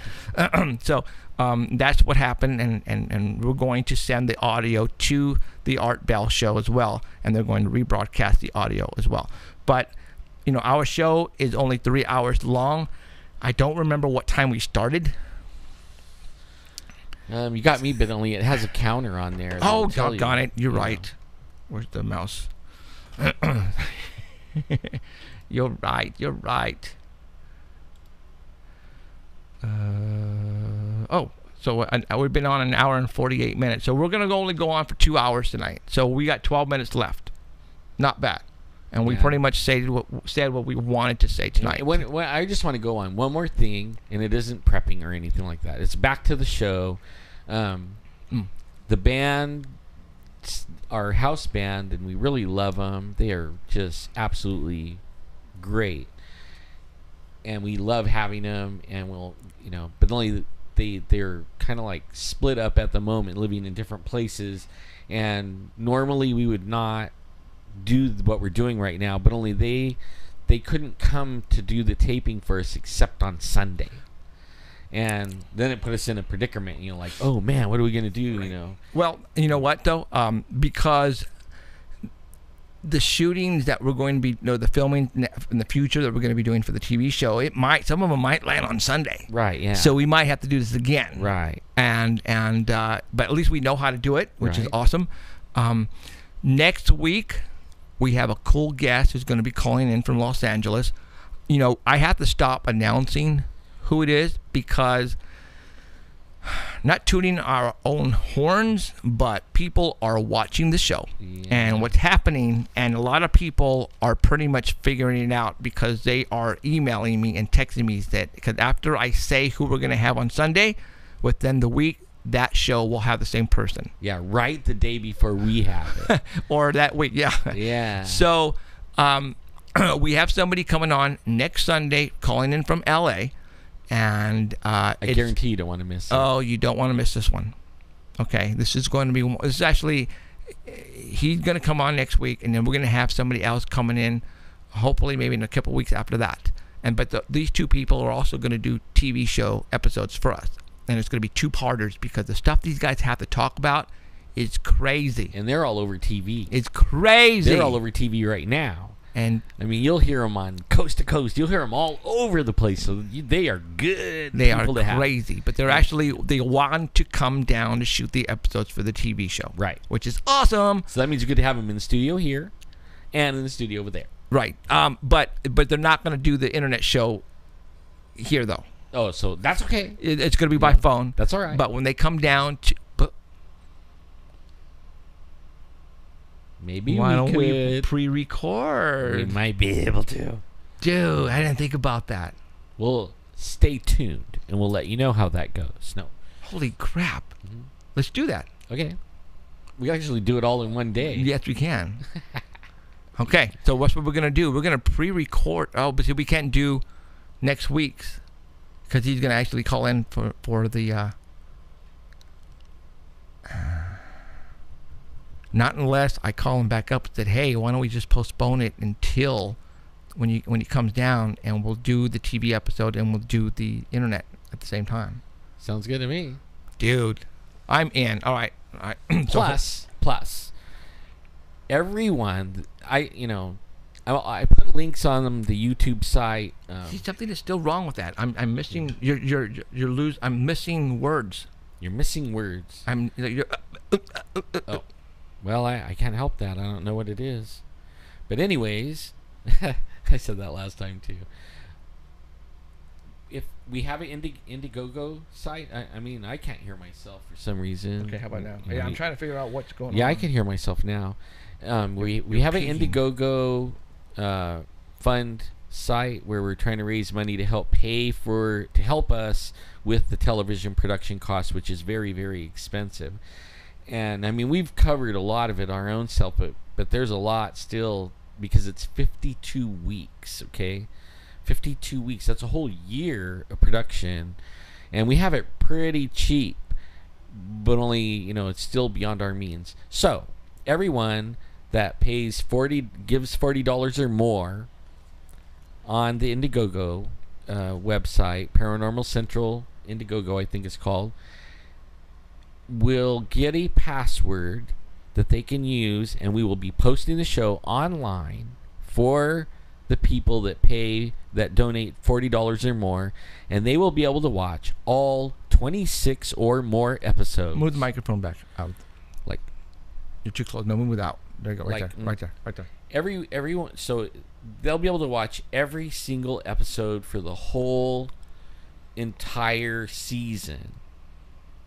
And at first we didn't know if we could do that, but we don't really have a contract saying that we can't do that. So we're going to go ahead and do that. So now all our people in England and Saudi Arabia and Australia and Spain and Mexico and Canada and all around the United States and other states that won't get the signal yet, and we really anticipate being picked up nationally and internationally not long after this. But until then, donate $40 or more, and I'll have a link on every video on YouTube that you can. There's a little eye up in the corner of the video. You just click on that little eye, and it'll take you straight to the site to donate. All you do is $40 or more, and you will get a password emailed to you every week for a video of the show that we do on TV. So you can see the TV show. It's not like everybody's like, we won't be able to watch it, No, you can. There is a way. We are going to make a way, but we're tying it to the donation thing because we really need help. We really need help. Right. And like you were saying, how long have we been doing this? We've been doing this a long time. And we go out on our own dime, and we spent days and weeks in the mountains, and we spend our own gas money going out all over the place investigating ghosts and UFOs, and buying all the equipment you see, and these, really expensive microphones and high def cameras and monitors and this whole complete studio. I mean, the lighting system. I mean, the computer system right here that's running HD, everything, audio, video. We just need help, but only we don't want to like diss everyone and say, give me your money and you can't see the show. But we had to make it like $40 or more and you can see the show. I just want everybody to know that, because I'm getting these emails, like hundreds and hundreds and thousand emails saying, that they're really kind of ticked off that they won't be able to watch the TV show. Well, you can. And I just want to make sure everyone gets that. So be looking for the little eye up in the top of the corner of the YouTube video, because when you click on that eye, or if you click on, like, hover the arrow on the screen of the video, the little eye will pop up any time in there, and then click on that eye, and then the eye will bring up the Indiegogo site, and it'll take you directly to that site. And then you can give as much as you want to give, but you won't get a link to the TV show for less than $40. Okay. And if you don't want to just go through all that, just go to Google and Google Indiegogo. That's right. And search Paranormal Central, and we'll come right up. Yeah, we will. We're way behind where we should need to be. But everything that is given to us, we will use for an episode. Don't think that if we don't meet the goal that we can't use the money. The money that we have right now in there, we can use for one episode or two episodes, and that's a lot that we don't have to come up out of our own pockets. All right. So I would really appreciate anything you guys can donate. That would be awesome. And again, go to Indiegogo and donate whatever you can. There's different perks on there that you can get. And again, I would really appreciate your help. If you donate enough, you can go out squatching with us. And I guarantee you, if you donate enough to go squatching with us, it will be a squatching trip you will not forget. I guarantee that. And there will be no hokey pokey focus. I mean, there's not going to be somebody running around in the woods acting like a monkey. We'll all drive up there in one or two cars, and it'll only be us, and nobody knows we're going. And then when you get in there, matter of fact, we're going to have to blindfold you when we turn off to some street, so that way you don't know where we're going. I mean, you're going to get lost anyways, but this is the place where it all happens for us. And every time we go. Yes, it's just not, it happens for us. We find things there that pretty much convinced us already that, yes, there is Bigfoots. I mean, we have tracks of them. We have videos of them. We have pictures of them. We have the windows. We have the windows. We have the King Kong screams. The roar. Yeah. I mean, and that's all from that one place. And I would love to take a few people that donate enough. I'll take them. I'll love to go spend a few days with you guys in Squatchland, and I will be scared the whole time. Yeah, he does. He's pretty scared.